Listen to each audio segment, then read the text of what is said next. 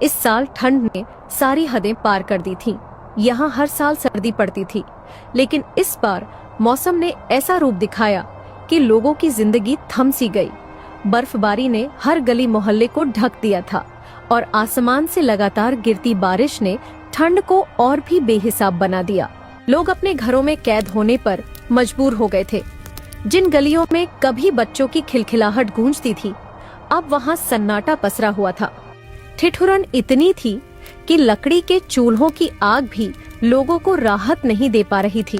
गांव के बड़े बुजुर्ग भी कहने लगे थे कि उन्होंने अपनी जिंदगी में ऐसा कहर पहली बार देखा है। इस गांव में राजू और उसकी पत्नी सुनीता रहते थे।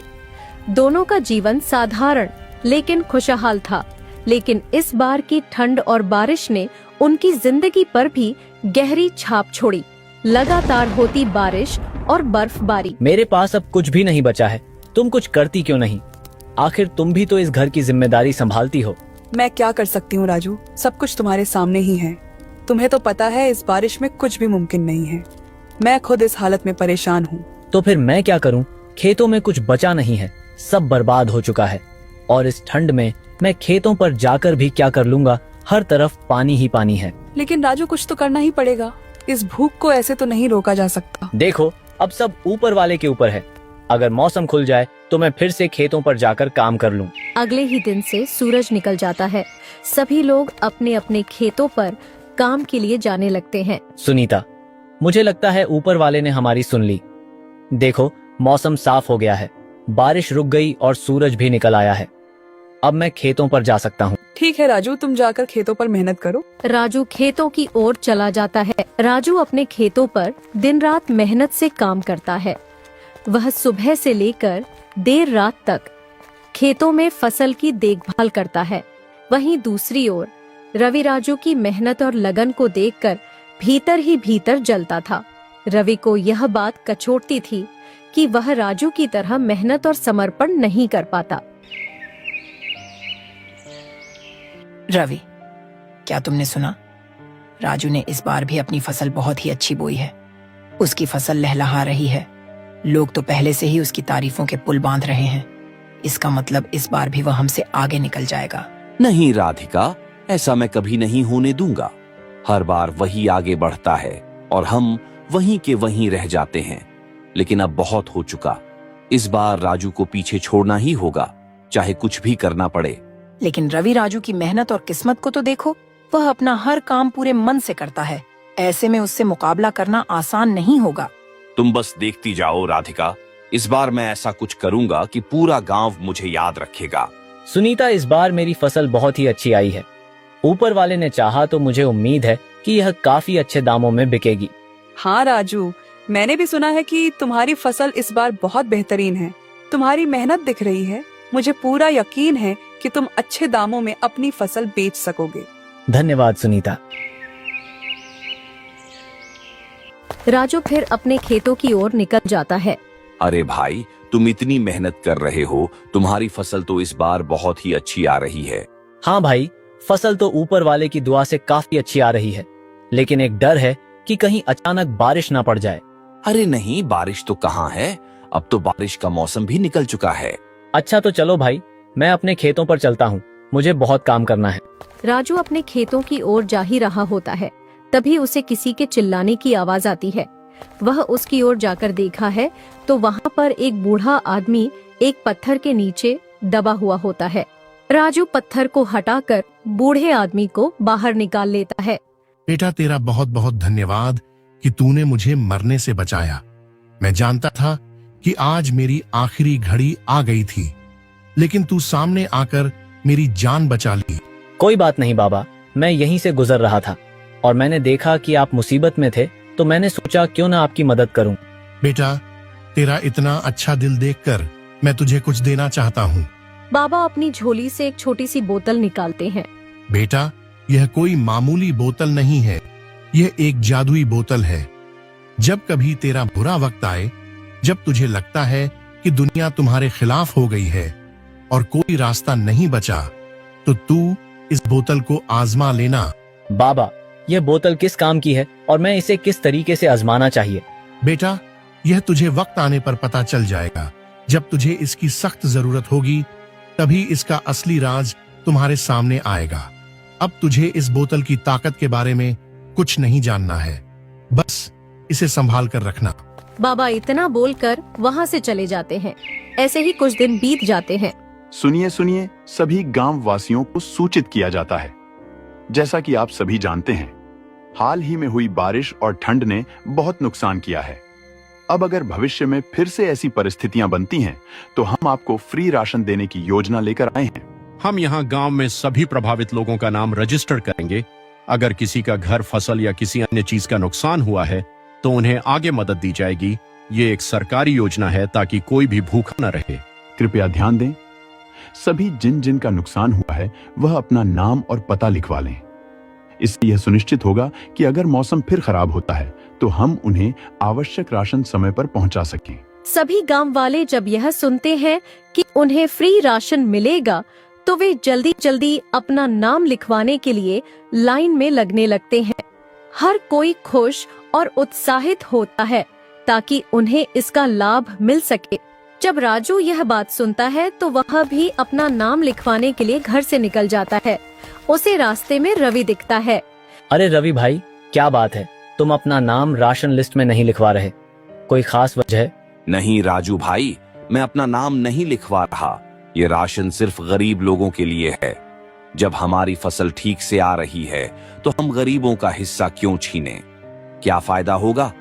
हम तो अच्छे से जी रहे हैं। तुम ठीक कहते हो रवि भाई, लेकिन अगर बारिश नहीं हुई और फसल खराब हो गई तो क्या होगा?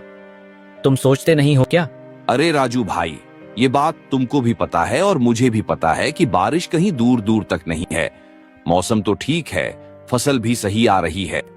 अब अगर मैंने राशन ले लिया और किसी गरीब को नहीं मिला तो वह क्या करेगा? वह भूखा मर जाएगा और फिर मुझे ही बुरा लगेगा। सरकारी राशन तो वैसे भी काम नहीं आता, तो मुझे कोई जरूरत नहीं है। यह बात तो तुम सही कह रहे हो रवि भाई, लेकिन अगर बारिश पड़ गई तो क्या तुम सोचो? अगर फसल खराब हुई और खाने के लाले पड़ गए तो फिर क्या करोगे? राजू भाई, ये सच है कि हर किसी के पास अपना समय आता है। अगर हमें अच्छा समय मिल रहा है तो हमें दूसरों के बारे में सोचना चाहिए। मैंने सोचा, अगर मुझे राशन मिल गया तो किसी गरीब को उसकी जरूरत का राशन नहीं मिलेगा, और फिर अगर कोई भूखा रह जाए तो मेरा दिल नहीं मानेगा। इसलिए मैंने अपना नाम नहीं लिखवाया। तुम ठीक कहते हो रवि भाई, हमारी फसल ठीक चल रही है, लेकिन सरकार के राशन का एक ही काम है, गरीबों का भला करना। अगर हम ही इस समय अपना नाम लिखवाएंगे तो फिर वह भूखा रह जाएगा। यह सही नहीं होगा। रवि बड़ी चालाकी से राजू को राशन में नाम लिखवाने नहीं देता था और खुद जाकर अपना नाम लिख। उसे अच्छी तरह से पता था कि मौसम कभी भी बिगड़ सकता है और अगर राजू ने राशन में नाम लिखवाया होता तो उसे बाद में परेशानियों का सामना करना पड़ता। सुनीता, मैंने अपना नाम राशन में नहीं लिखवाया। अरे तुमने अपना नाम क्यों नहीं लिखवाया? ये तो बहुत जरूरी था। यह राशन सिर्फ गरीबों के लिए है। सोचो, अगर हम जैसे लोग भी अपना नाम लिखवा लेंगे तो गरीब क्या खाएंगे? मेरी आत्मा ने गवाही नहीं दी कि मैं इस जरूरतमंदों का हिस्सा ले लूं। इसलिए मैंने सोचा कि हमें इसका हक नहीं लेना चाहिए। तुम्हारी भावना तो बहुत अच्छी है, लेकिन यह कदम उठाने से पहले तुम्हें सोचना चाहिए था। अगर मौसम खराब हो गया, जैसे तेज बारिश हुई या बर्फबारी शुरू हो गई, तो हम खुद कहां से लाएंगे? उस हालत में हमें भी राशन की जरूरत पड़ेगी। अरे हाँ सुनीता, इस बारे में तो मैंने सोचा ही नहीं। मुझे लगा कि हम जैसे लोग किसी तरह इंतजाम कर लेंगे, लेकिन सच में अगर हालात बिगड़ गए तो हमारे पास खाने का क्या होगा? यह तो मेरी भूल थी। देखो राजू, दूसरों की मदद करना अच्छा है, लेकिन अपनी जरूरतों को नजरअंदाज करना ठीक नहीं है। अगर हम खुद संकट में पड़ जाएंगे तो न अपनी मदद कर पाएंगे और न दूसरों की। यह राशन सिर्फ भूखे रहने के लिए नहीं है, बल्कि ऐसे समय के लिए भी है जब हालात खराब हो जाएं। वहीं दूसरी ओर रवि अपनी पत्नी से बोलता है, अरे भाई, भगवान की कसम, मैंने रामू को ऐसा बेवकूफ बनाया है कि पूछो मत। मैंने उससे कहा कि मैंने अपना नाम राशन कार्ड में नहीं लिखवाया और उसने मेरी बात पर यकीन भी कर लिया। सच में? अरे ये तो बहुत बढ़िया किया तूने। अब सोच, जब बारिश पड़ ढहेगी या बर्फ गिरेगी तो बेचारा रामू भूखा मरेगा और हम तो आराम से अपना राशन लाकर घर में मजे करेंगे। सही रही हो भगवान, वो तो वैसे भी सीधा साधा है। मैंने उसे कहा कि राशन कार्ड में नाम लिखवाने का क्या फायदा, सरकार बस झूठे वादे करती है, और उस मूर्ख ने तो मेरी बात पर आंख बंद करके भरोसा कर लिया। ऐसे ही कुछ दिन बीत जाते हैं। मौसम पहले सामान्य रहता है, लोग अपने काम में व्यस्त रहते हैं, लेकिन फिर अचानक से आसमान में काले बादल छा जाते हैं, तेज हवाएं चलने लगती हैं और देखते ही देखते मूसलाधार बारिश शुरू हो जाती है। बर्फ गिरने लगती है, जिससे तापमान तेजी से गिर जाता है। इस अप्रत्याशित मौसम से पूरे गांव में अफरा तफरी मच जाती है। राजू की फसल बुरी तरह से बर्बाद हो चुकी थी। जिस खेत को उसने दिन रात मेहनत करके तैयार किया था, वह अब पूरी तरह पानी में डूब चुका था। मूसलाधार बारिश और लगातार गिरती बर्फ ने उसकी फसल को नष्ट कर दिया था। खेतों में खड़े फसल के पौधे, जो कभी लहराते हुए उम्मीद का प्रतीक लगते थे, अब पूरी तरह झुक चुके थे। कुछ पौधे मिट्टी में दब गए थे तो कुछ सड़ने लगे थे। राजू अपने खेतों पर जाता है और देखता है उसकी फसल बुरी तरीके से खत्म हो चुकी थी। है ऊपर वाले की, तूने मेरे साथ कैसा अन्य कर है। मैं तो तेरे भरोसे था, अब मैं अपने घर पर खाने के लिए कहाँ से लाऊंगा। मैं तो अपना नाम राशन में भी नहीं लिखवाया था। ये कैसी मुसीबत डाल दी मेरे ऊपर। राजू निराश होकर अपने घर आ जाता है। वहीं दूसरी ओर जिन लोगों ने पहले से ही सरकारी राशन योजना में अपना नाम दर्ज करवाया था, उन्हें राहत मिलने लगी थी। सरकार ने प्राकृतिक आपदा की इस स्थिति को देखते हुए तुरंत मुफ्त राशन वितरण शुरू कर दिया था। राशन की दुकानों पर लोगों की भीड़ उमड़ पड़ी थी। हर कोई अपने हिस्से का राशन लेने के लिए कतार में खड़ा था। जहां पर सरकारी राशन बंट रहा था, राजू वहां पर रवि को भी राशन लेते हुए देख लेता है। वह बहुत ही दुखी हो जाता है और अपने घर आ जाता है। राजू, मैंने तुमसे पहले ही कहा था कि तुम अपना नाम राशन सूची में लिखवा लो। मैंने कितनी बार कहा था, लेकिन तुमने मेरी बात क्यों नहीं मानी? सुनीता, मैं क्या करता। रवि ने मुझसे कहा था कि ये राशन सिर्फ उन गरीबों के लिए है जिनके पास कुछ भी नहीं है। उसने समझाया कि हम जैसे लोग जो थोड़ा बहुत कमा लेते हैं, उनका नाम लिखवाना गलत होगा। मैं उसकी बातों में आ गया और अपना नाम नहीं लिखवाया। और अब देखो, तुम्हारी इसी नासमझी की वजह से हम इस हाल में हैं। अब क्या करेंगे? हमारे पास खाने के लिए एक दाना भी नहीं बचा है। मुझे माफ कर दो सुनीता, मैं सच में नहीं जानता था कि रवि हमें धोखा देगा। और रवि, उसने तो कहा था कि वो भी राशन नहीं लेगा। उसने अपना नाम भी नहीं लिखवाया था, है ना? नहीं सुनीता, रवि तो चालाक निकला। उसने हमें झूठ बोलकर बेवकूफ बनाया। वो तो खुद राशन लेकर अपने घर चला गया, हमें यहीं भूखे मरने के लिए छोड़ दिया। मैं पहले ही कह रही थी कि उस पर भरोसा मत करो। अब देखो, हमारे पास कुछ भी नहीं है, तो अब क्या करें? एक काम करता हूँ, रवि के घर से राशन लेकर आ जाता हूँ। काम से कम आज रात का तो गुजारा हो ही जाएगा। बाहर बारिश और बर्फ दोनों गिर रही थी और खूब तेज की हवा चल रही थी और राजू रवि के घर जाता है। अरे राजू भाई, तुम इतनी बारिश में हमारे घर के बाहर क्यों खड़े हो? क्या बात है? रवि भाई, मैं बहुत परेशान हूँ। बारिश ने हमारी हालत और खराब कर दी है। हमारे पास खाने को एक दाना तक नहीं बचा। तुमने कहा था कि मेरा नाम राशन में नहीं लिखवाना, लेकिन तुमने अपना लिखवा लिया। अब तुमने हमें धोखा दे दिया। अरे राजू भाई, ये तुम क्या कह रहे हो? मैंने तुम्हें धोखा नहीं दिया। सच कहूं तो मैं भी अपना नाम नहीं लिखवाता, लेकिन मेरी पत्नी ने जोर देकर कहा कि नाम लिखवा लो, इसीलिए मैंने आखिरी वक्त पर जाकर अपना नाम लिखवा लिया। इसमें मेरी कोई गलती नहीं है। लेकिन रवि भाई, तुम्हारी एक सलाह की वजह से मैंने अपना नाम नहीं लिखवाया। अब देखो, मेरे घर में भूख से मेरी पत्नी तड़प रही है। कम से कम आज रात के लिए थोड़ा राशन दे दो ताकि हमारा गुजारा हो सके। अरे राजू भाई, मैं तुम्हारी हालत समझता हूँ, लेकिन मेरे पास खुद भी बहुत कम राशन बचा है।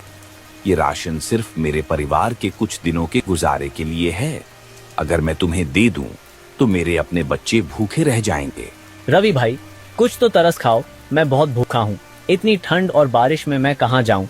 तुम्हारे पास थोड़ा भी है तो मुझे दे दो। राजू भाई, मुझे माफ करो, मैं इस बारिश में बाहर खड़ा नहीं रह सकता।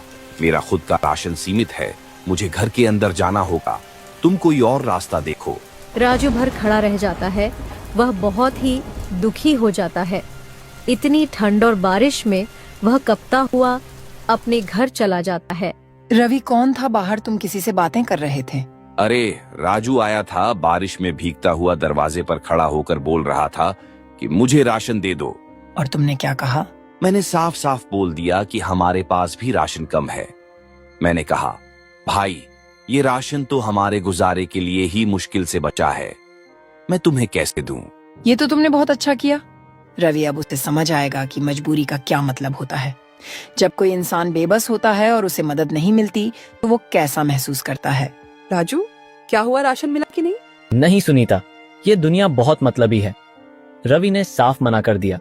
उसने कहा कि उसके पास खुद के लिए ही राशन नहीं है। उसने मुझे बिना कुछ दिए ही वापस भेज दिया। ये लोग ऐसे कैसे हो सकते हैं? तुम्हारे हालात देखकर भी उसे तरस नहीं आया? नहीं सुनीता, इस दुनिया में हर कोई सिर्फ अपने बारे में सोचता है। मुझे अब लगता है कि हम ऐसे ही भूखे मर जाएंगे। राजू और सुनीता दोनों निराश हो जाते हैं। तभी राजू को बाबा की दी हुई बोतल याद आती है। सुनीता, वह बोतल कहाँ है जो बाबा ने मुझे दी थी? कौन सी बोतल? वो बोतल जो बाबा ने मुझे कुछ दिन पहले दी थी। उन्होंने कहा था कि ये वक्त आने पर हमारी मदद। सुनीता वह बोतल नीचे को रख देती है। सुनीता, ये बोतल बाबा ने दी थी। उन्होंने कहा था कि ये जादुई है, लेकिन मुझे लगता है कि ये बेकार है। राजू, मैंने तो पहले ही कहा था कि ये सिर्फ एक नॉर्मल बोतल है, इसमें कुछ खास नहीं है। हाँ, शायद तुम सही कह रही हो। मैंने इतना भरोसा किया, लेकिन ये कुछ भी नहीं कर सकती। तुम हमेशा इन बेकार चीजों के पीछे पड़े रहते हो। इस बोतल से कोई जादू वादू नहीं होगा, इसे जाकर बाहर फेंक दो। राजू भर को जाकर जैसे ही वह बोतल फेंकता है, उसे बोतल के अंदर से एक पेड़ निकलता है। वह एकदम ही बड़ा हो जाता है और वह आम का पेड़ होता है। उसमें काफी अच्छे आम आ रहे होते हैं। यह देखकर राजू चौंक जाता है। तभी बाहर को सुनीता आती है। आम के पेड़ पर से एक आम नीचे को गिरता है। राजू वह आम उठाकर खा लेता है और आम को खाते के साथ ही राजू को बिल्कुल भी ठंड नहीं लगती। इतनी तेज बारिश में भी राजू एकदम गर्म रहता है। राजू समझ जाता है यह कोई मामूली पेड़ नहीं है, ये एक जादुई पेड़ है। जो भी इस पेड़ के आम खाएगा उसे ठंड नहीं लगेगी। देखो सुनीता, अब हम कभी गरीब नहीं रहेंगे। अब हमारे पास भी खाने को अच्छे से अच्छा होगा। मैं इन आमों को बाजार में भेजूंगा और देखना सभी गांव वाले इसे खूब शौक से खरीदेंगे। ये आम ठंड का इलाज है। अब हमें कभी भी भूखा नहीं रहना पड़ेगा। राजू, ये सब कैसे हुआ? ये पेड़ और ये आम, क्या ये सच में हमारी किस्मत बदलने वाले हैं? सुनीता, ऊपर वाले ने हमारी सुन ली है। ये पेड़, ये आम, सब कुछ एक चमत्कार जैसा लग रहा है। अब हमें सिर्फ मेहनत करने की जरूरत है। ये आम बाजार में सबसे ज्यादा बिकेंगे और लोग इन्हें सिर्फ इसलिए नहीं खरीदेंगे कि ये स्वाद में अच्छे हैं, बल्कि क्योंकि ये ठंड का इलाज है। यह बात धीरे धीरे पूरे गांव में फैलने लगती है कि राजू के पास एक जादुई आम है जो न केवल ठंड से बचाता है, बल्कि खाने से लोगों को ताकत भी मिलती है। लोग सुबह सुबह राजू के घर के बाहर लंबी कतारों में खड़े होने लगते हैं ताकि वह भी उस जादुई आम का स्वाद ले सके। कुछ समय बाद राजू के पास हर रोज सैकड़ों लोग आने लगते हैं जो इस अद्भुत आम का सेवन करने के लिए उसके दरवाजे तक पहुंचते हैं।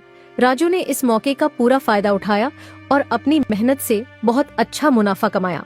अब वह सिर्फ आम बेचने तक सीमित नहीं था, बल्कि उसने एक सफल व्यवसायी के रूप में खुद को स्थापित कर लिया। उसकी यह सफलता न केवल उसकी मेहनत का नतीजा थी, बल्कि गांववासियों की मदद और आस्था का भी परिणाम था। राजू अब गांव में एक जाना माना और सम्मानित व्यक्ति बन चुका था और उसने अपने जीवन में जो कठिनाइयां झेली थीं, वे अब उसके लिए प्रेरणा